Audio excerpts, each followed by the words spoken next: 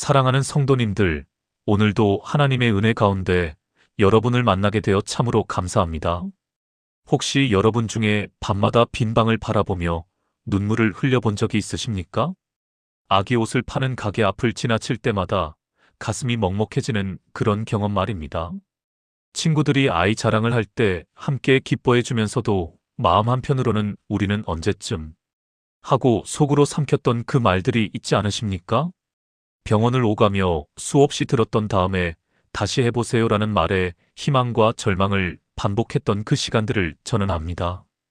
매달 찾아오는 실망감에 기도조차 힘들어질 때가 있다는 것을 압니다. 주변 사람들의 때가 되면 되겠지. 마음을 편하게 가져갔던 위로가 오히려 더 큰 상처가 될 때도 있지 않습니까? 사랑하는 성도님들, 오늘 이 시간은 바로 그런 여러분을 위한 시간입니다. 성경에는 여러분과 똑같은 아픔을 겪었던 믿음의 선배들이 있습니다. 그들은 단순히 기다리기만 한 것이 아니라 기다림 속에서 하나님을 더욱 깊이 만났습니다. 그리고 그들의 이야기는 단순한 옛날 이야기가 아니라 바로 지금 이 시간 여러분에게 주시는 하나님의 살아있는 위로의 메시지입니다. 오늘 우리는 함께 4가지 소망의 선고를 통해 하나님께서 어떻게 기다리는 자들을 축복하시는지 살펴보겠습니다. 이 말씀들이 여러분의 마음에 진정한 위로와 희망이 되기를 간절히 기도합니다. 그럼 지금부터 함께 하나님의 말씀 속으로 들어가 보시겠습니까? 첫 번째로 우리는 기다림 가운데서도 하나님의 때가 가장 완벽하다는 진리를 기억해야 합니다. 사랑하는 성도님들, 여러분은 혹시 왜 하필 우리만 이렇게 기다려야 하나라고 생각해 보신 적이 있으십니까? 주변을 보면 쉽게 아이를 갖는 사람들도 많은데 왜 우리 부부만 이렇게 힘든 시간을 보내야 하는지 이해가 되지 않을 때가 있습니다. 특히나 명절이나 가족 모임 때마다 아이는 언제 가질 거냐는 질문을 들을 때면 정말 피하고 싶어지지 않습니까? 그런데 성경은 우리에게 매우 중요한 진리를 알려줍니다. 전도서 3장 11절 말씀을 함께 보시겠습니다. 하나님이 모든 것을 지으시되 때를 따라 아름답게 하셨고 또 사람들에게는 영혼을 사모하는 마음을 주셨느니라. 그러나 하나님이 하시는 일의 시종을 사람으로 능히 깨달을 수 없게 하셨도다. 이 말씀이 우리에게 주는 위로가 무엇입니까? 하나님께서는 모든 것을 때를 따라 아름답게 만드신다는 것입니다. 때를 따라라는 이 표현이 얼마나 중요한지 아십니까? 히브리어 원어로 보면 정확한 시간에 가장 적절한 순간에라는 의미를 담고 있습니다. 여러분이 지금 기다리고 있는 이 시간도 하나님께서 보시기에는 가장 아름다운 결과를 위한 준비의 시간입니다. 제가 목회하면서 만났던 한 자매님의 이야기를 들려드리겠습니다. 그 자매님은 결혼 후 8년 동안 아이를 기다렸습니다. 병원 치료도 여러 번 받았고 입양도 진지하게 고민했던 분입니다. 그런데 놀랍게도 그 자매님은 나중에 이렇게 고백하셨습니다. 목사님, 그 8년이 제 인생에서 가장 하나님과 가까웠던 시간이었어요. 만약 쉽게 아이를 가졌다면 저는 하나님보다 아이에게 더 의지했을 것 같아요. 기다리는 동안 제 믿음이 정말 깊어졌어요. 결국 그 자매님은 쌍둥이를 낳으셨는데 그분은 그 아이들을 키우면서도 여전히 기도의 끈을 놓지 않는 경건한 어머니가 되셨습니다. 사랑하는 성도님들, 하나님의 때는 우리의 때와 다릅니다. 우리는 빨리빨리를 원하지만 하나님은 완벽함을 원하십니다. 지금 여러분이 겪고 있는 기다림이 결코 무의미한 시간이 아닙니다. 이 시간 동안 여러분의 믿음은 더 깊어지고 기도는 더 간절해지고 하나님과의 관계는 더 친밀해집니다. 그리고 때가 되어 여러분의 품에 아기가 안기는 그날, 여러분은 그 아이가 얼마나 귀한 하나님의 선물인지 누구보다 깊이 깨닫게 될 것입니다. 오늘 이 말씀을 여러분의 마음에 새기시기 바랍니다. 하나님의 때는 결코 늦지 않습니다. 두 번째로 우리가 함께 살펴볼 말씀은 간절한 기도가 하나님의 마음을 움직인다는 진리입니다. 사랑하는 성도님들, 혹시 기도가 지겨워진 적은 없으십니까? 매일 같은 기도를 반복하다 보면 하나님께서 정말 들으실까 하는 의심이 생길 때도 있지 않습니까? 특히 몇 년씩 같은 기도를 드리는데 아무런 변화가 없을 때 내 기도가 천장을 뚫지 못하는 것은 아닐까 하는 생각이 들 수도 있습니다. 그런데 성경에는 우리와 똑같은 심정으로 기도했던 한 여인의 이야기가 있습니다. 바로 사무엘의 어머니 한나입니다. 사무엘상 1장 10절부터 11절 말씀입니다. 한나가 마음이 괴로워서 여호와께 기도하고 통곡하며 서원하여 이르되 만군의 여호와여, 만일 주의 여종의 고통을 돌보시고 나를 기억하사 주의 여종을 잊지 아니하시고 주의 여종에게 아들을 주시면 내가 그의 평생에 그를 여호와께 드리고 삭도를 그의 머리에 대지 아니하겠나이다. 이 장면을 상상해 보십시오. 한나는 실로 성전에서 기도하고 있었습니다. 그런데 그녀의 기도가 얼마나 간절했던지 입술만 움직이고 소리는 나지 않았습니다. 옆에서 지켜보던 제사장 엘리는 그녀가 술 취한 줄로 오해했을 정도였습니다. 마음이 괴로워서라는 표현을 원어로 보면 영혼이 쓰디쓴 고통 가운데 있다는 뜻입니다. 한나의 아픔이 얼마나 깊었는지 알 수 있지 않습니까? 그녀는 남편 엘가나에게 두 번째 아내가 있었는데 그 분인나는 아이들을 많이 낳았습니다. 분인나는 한나를 비웃고 조롱했습니다. 매년 실로에 올라갈 때마다 한나는 이런 수치와 아픔을 겪어야 했습니다. 사랑하는 성도님들, 한나의 이 기도를 보십시오. 그녀는 단순히 아이를 주세요라고만 기도하지 않았습니다. 그녀는 하나님과 약속을 했습니다. 아들을 주시면 평생 여호와께 드리겠습니다라고 서원했습니다. 이것이 무엇을 의미합니까? 한나는 자신의 욕심을 채우기 위해서가 아니라 하나님의 영광을 위해 아이를 구했던 것입니다. 그리고 놀라운 일이 일어났습니다. 사무엘상 1장 19절에서 20절을 보면 이렇게 기록되어 있습니다. 그들이 아침에 일찍이 일어나 여호와 앞에 경배하고 돌아가 라마의 자기 집에 이르니 엘가나가 그의 아내 한나와 동침함에 여호와께서 그를 기억하신지라 한나가 임신하고 때가 이름에 아들을 낳아 사무엘이라 이름하였으니 이는 내가 여호와께 그를 구하였다 함이더라. 여호와께서 그를 기억하신지라. 이 표현이 얼마나 아름답습니까? 하나님께서는 한나의 간절한 기도를 잊지 않으셨습니다. 그리고 때가 되어 사무엘이라는 아들을 주셨습니다. 사무엘은 훗날 이스라엘의 위대한 선지자가 되었습니다. 한나의 기다림과 기도가 한 시대를 이끄는 하나님의 사람을 준비하는 과정이었던 것입니다.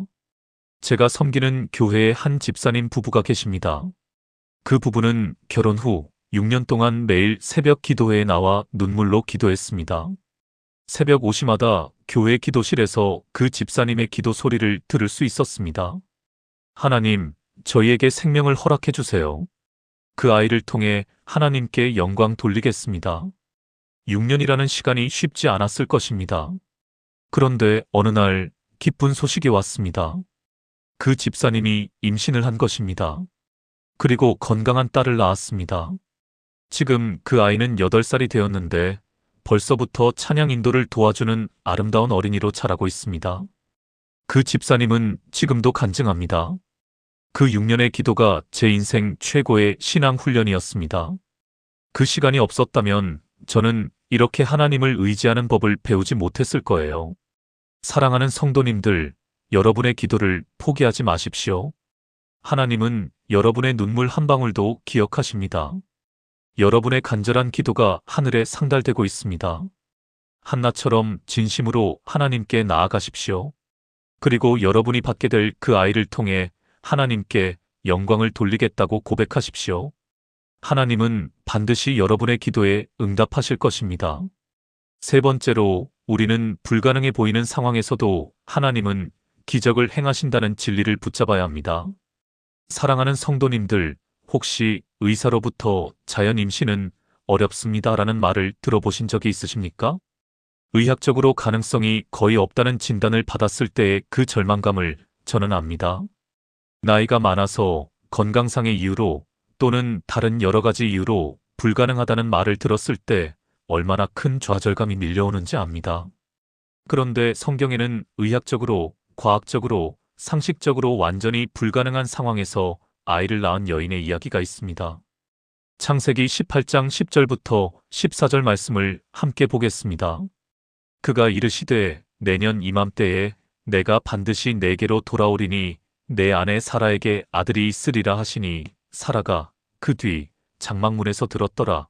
아브라함과 사라는 나이가 많아 늙었고 사라에게는 여성의 생리가 끊어졌는지라. 사라가 속으로 웃고 이르되 내가 노쇠하였고 내 주인도 늙었으니 내게 무슨 즐거움이 있으리요. 여호와께서 아브라함에게 이르시되 사라가 왜 웃으며 이르기를 내가 늙었거늘 어떻게 아들을 낳으리요 하느냐. 여호와께 능하지 못한 일이 있겠느냐. 기한이 이를 때에 내가 내게로 돌아오리니 사라에게 아들이 있으리라. 이 말씀의 배경을 보면 더욱 놀랍습니다. 아브라함은 그때 99세였고 사라는 89세였습니다. 사라는 이미 폐경이 된 지 오래였습니다. 생물학적으로, 의학적으로 완전히 불가능한 상황이었습니다. 그래서 사라는 하나님의 말씀을 듣고 속으로 웃었던 것입니다. 내가 이 나이에 어떻게 아이를 낳는다는 말인가 하고 비웃었던 것입니다. 그런데 여기서 하나님께서 하신 말씀을 주목해 보십시오. 여호와께 능하지 못한 일이 있겠느냐? 이 말씀을 히브리어 원문으로 보면 더욱 강력합니다. 하팔레 메야헤 다바르. 직역하면 여호와에게 너무 어려운 일이 있겠느냐는 뜻입니다. 다시 말해 하나님께는 불가능한 일이 없다는 선포입니다. 그리고 정말로 창세기 21장 1절부터 2절에 이렇게 기록되어 있습니다. 여호와께서 말씀하신 대로 사라를 돌보셨고 여호와께서 말씀하신 대로 사라에게 행하셨으므로 사라가 임신하고 하나님이 말씀하신 시기가 되어 늙은 아브라함에게 아들을 낳으니 말씀하신 대로. 이 표현이 두 번이나 반복되는 것을 보십니까? 하나님의 약속은 반드시 이루어진다는 것을 강조하고 있습니다. 그리고 사라는 90세의 나이에 이삭을 낳았습니다. 의학적으로 불가능한 일이 하나님의 능력으로 가능해진 것입니다. 사랑하는 성도님들, 여러분은 혹시 의사의 진단에 낙심하고 계십니까? 나이가 너무 많다고 생각하고 있습니까? 의학적으로 가능성이 없다는 말을 들었습니까? 그런데 여러분께 묻고 싶습니다. 여러분이 믿는 하나님은 어떤 분이십니까? 의학 교과서를 만드신 분이 바로 하나님이 아닙니까? 인간의 몸을 설계하신 분이 하나님이 아닙니까? 생명의 근원이신 하나님께서 생명을 주실 수 없겠습니까? 저는 목회 현장에서 수많은 기적을 목격했습니다. 제가 아는 한 권사님은 42세에 결혼하셨습니다. 의사는 자연 임신은 거의 불가능하다고 했습니다. 그런데 그 권사님은 포기하지 않고 기도했습니다. 매일 창세기 18장 14절 여호와께 능하지 못한 일이 있겠느냐를 붙잡고 기도했습니다. 그리고 45세에 첫 아이를, 47세에 둘째 아이를 낳았습니다. 두 아이 모두 건강하게 잘 자라고 있습니다. 의사들도 놀랍다고 했습니다. 그런데 그 권사님은 이렇게 고백했습니다. 의사는 불가능하다고 했지만 하나님은 가능하다고 하셨어요. 저는 사람의 말보다 하나님의 말씀을 믿기로 했습니다. 또 다른 이야기를 들려드리겠습니다. 한 집사님 부부는 여러 번의 유산을 경험했습니다. 의사는 체질적으로 출산이 어렵다고 진단했습니다. 그런데 그 집사님은 매일 성경을 읽으며 하나님의 약속을 붙잡았습니다. 특히 누가복음 1장 37절 하나님의 모든 말씀은 능하지 못하심이 없느니라를 외우며 기도했습니다. 그리고 마침내 건강한 아들을 낳았고 그 아이는 지금 중학생이 되어 교회 청소년부를 섬기고 있습니다. 사랑하는 성도님들, 여러분 앞에 놓인 의학 보고서가 아무리 부정적이어도 낙심하지 마십시오. 그것은 인간의 지식과 경험의 한계일 뿐입니다. 하나님은 그 한계를 뛰어넘는 분이십니다. 사라가 90세에 아이를 낳았다면 여러분도 가능합니다. 하나님께는 불가능한 일이 없습니다. 오늘 이 말씀을 붙잡고 선포하십시오. 여호와께 능하지 못한 일이 있겠느냐?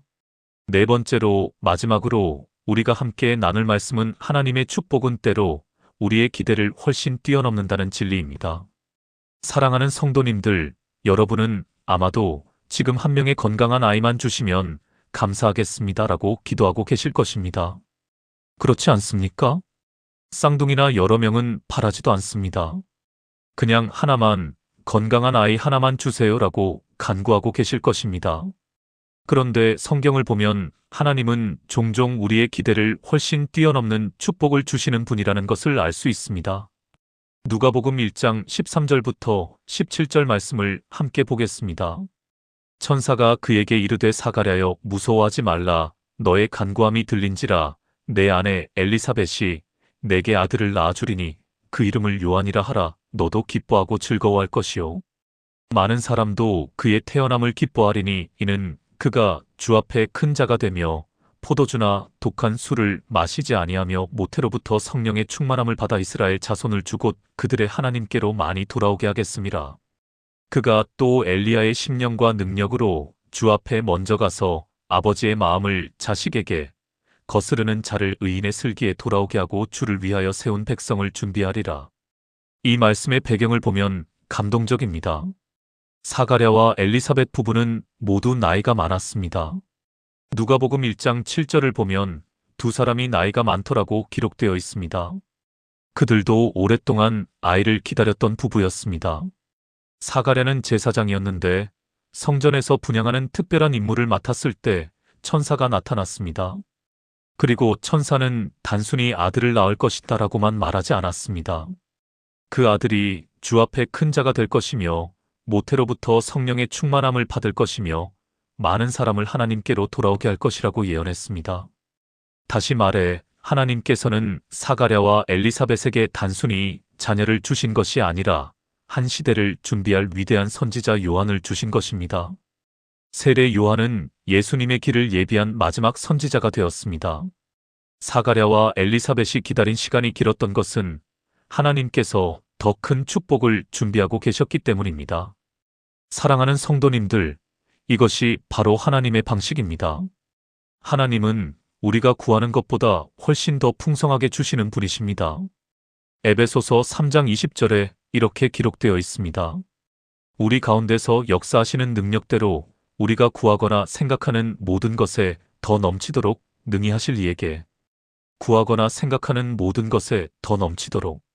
이 표현을 주목해 보십시오. 하나님은 우리가 상상하는 것보다 훨씬 더 크게 축복하시는 분이십니다. 제가 목회하면서 만난 한 부부의 간증을 들려드리겠습니다. 그 부부는 결혼 후 10년 동안 아이가 없었습니다. 온갖 치료를 다 받아봤지만 소용이 없었습니다. 그들은 거의 포기 상태에 있었습니다. 그런데 어느 날 기도원에 갔다가 은혜를 받고 다시 기도하기 시작했습니다. 그리고 놀랍게도 임신 소식을 들었는데 쌍둥이였습니다. 그것도 남자 쌍둥이였습니다. 출산 후 그 집사님은 이렇게 간증했습니다. 저희는 하나만 달라고 했는데 하나님은 둘을 주셨어요. 10년을 기다린 보람이 있었어요. 하나님은 정말 넘치도록 주시는 분이에요. 그런데 이야기는 여기서 끝나지 않습니다. 그 쌍둥이 형제는 자라면서 신앙이 깊어졌고 두 사람 모두 신학대학에 진학했습니다. 지금은 두 사람 다 목사가 되어 하나님의 일을 하고 있습니다. 한 명은 국내에서 한 명은 선교사로 해외에서 섬기고 있습니다. 그 부부가 단순히 자녀 하나를 구했는데 하나님은 두 명의 하나님의 일꾼을 예비하셨던 것입니다. 또 다른 이야기가 있습니다. 제가 아는 한 권사님은 40대 초반에 결혼했습니다. 의사는 나이상 임신이 어렵다고 했습니다. 그런데 그 권사님은 포기하지 않고 기도했습니다. 그리고 첫째 딸을 낳았고 놀랍게도 2년 후 둘째 아들도 낳았습니다. 하나만 구했는데 하나님께서 둘을 주신 것입니다. 그런데 더 놀라운 것은 그 두 아이의 성품과 재능이었습니다. 딸은 음악적 재능이 뛰어나 교회 찬양대를 섬기고 있고 아들은 그림에 재능이 있어 교회 미술 봉사를 하고 있습니다. 그 권사님은 이렇게 간증합니다. 하나님은 제가 기대했던 것보다 훨씬 더 큰 축복을 주셨어요. 단순히 아이를 주신 것이 아니라 하나님을 섬기는 자녀들을 주셨어요. 사랑하는 성도님들, 여러분이 지금 기도하는 그것이 전부라고 생각하지 마십시오. 하나님께서는 여러분이 상상하는 것보다 훨씬 더 크고 놀라운 축복을 준비하고 계십니다. 어쩌면 여러분께서 낳게 될 그 아이는 단순한 자녀가 아니라 한 시대를 빛낼 하나님의 일꾼이 될 수도 있습니다.